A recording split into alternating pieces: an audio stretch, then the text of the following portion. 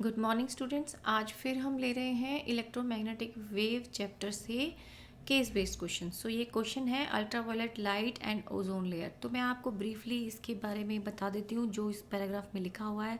इन्होंने बताया कि हमारे लिए ओजोन लेयर कितनी ज़रूरी है और ये कहाँ पर एग्जिस्ट कर रही है और किस लेयर से, यानी कि this is ozone shield is a region of earth stratosphere. तो ये स्ट्रेटोस्फेयर यानी अपर मोस्ट, ये आवर अपर एटमॉस्फेरिक लेयर जो होती है उसकी, यानी 10 से लेकर 50 किलोमीटर अबव द अर्थ, वहाँ पर ये एग्जिस्ट कर रही है। और ये ओजोन लेयर हमारे लिए बहुत इंपॉर्टेंट है, ये बता रहे हैं आगे।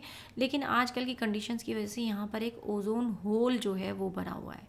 सो ओजोन होल क्या कर रहा है, वो कंटिन्यूसली एंड बड़ा होता जा रहा है और वो उसको प्रोड्यूस करने के लिए, उसके लिए जो मेन जो गैस है, रीज़न जो है वो है क्लोरोफ्लोरोकार्बन। ये रेफ्रिजरेटर्स में मिलता है, दिया भी है रेफ्रिजरेटर में, एयर कंडीशनर्स में और इस तरीके से एरोसोल्स में। तो ये हमारे लिए हार्मफुल है और हमें इसको ये पूरा जो क्लोरोफ्लोरोकार्बन है ये ओजोन को डिस्ट्रॉय कर सकता है।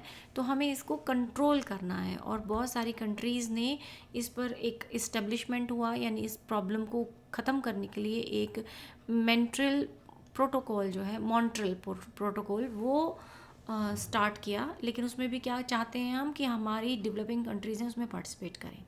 तो चलिए अब हम क्वेश्चन पढ़ लेते हैं।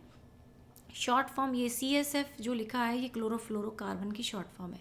Ozone layer is present in, अभी हमने पैराग्राफ में पढ़ा, ये स्ट्रेटोस्फेयर में प्रेजेंट होती है।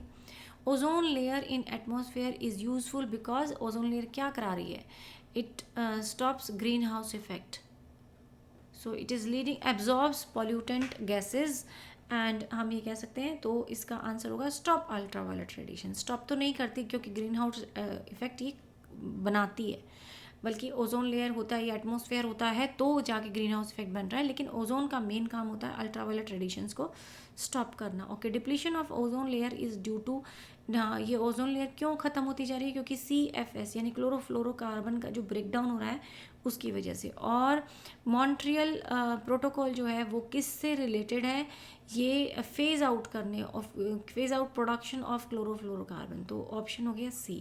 ये सभी इन्फॉर्मेशन हमें पैराग्राफ से ही मिल गई थी, देखिए इसीलिए पैराग्राफ पढ़ना बहुत ज़रूरी होता है। चलिए okay so let us see question number 5th। Dissociation of CFC molecule occur by the absorption of energy of, answer मैं बताती हूँ यहाँ पर and then I will show you. Answer है अल्ट्रावायलेट रेडिएशन। और अब हम पीछे चले पैराग्राफ में, तो वो पैराग्राफ में ही यही लाइन लिख रहे हैं, the ultraviolet radiation helps dissociation of CFCs releasing highly reactive chlorine. यानी एक्चुअली क्या होता है कि CFCs जो हैं वो अल्ट्रावायलेट रेडिएशंस के साथ जब रिएक्ट करती हैं तो क्लोरीन जो है वो हाईली रिएक्टिव क्लोरीन जो है वो बन जाती है और वो क्लोरीन जो है नुकसान पहुंचा रही है किसको, ओजोन लेयर को। तो हम जितना कम CFC यूज़ करें, यानी क्लोरोफ्लोरोकार्बन जितना कम होगा वो उतना ही अल्ट्रावायलेट रेडिएशन से, ऐसा नहीं होता ना कि ये जो लेयर होती है ओजोन लेयर 100% अल्ट्रावायलेट को कंट्रोल कर लेती है, लेकिन मिनिमाइज़ कर देती है।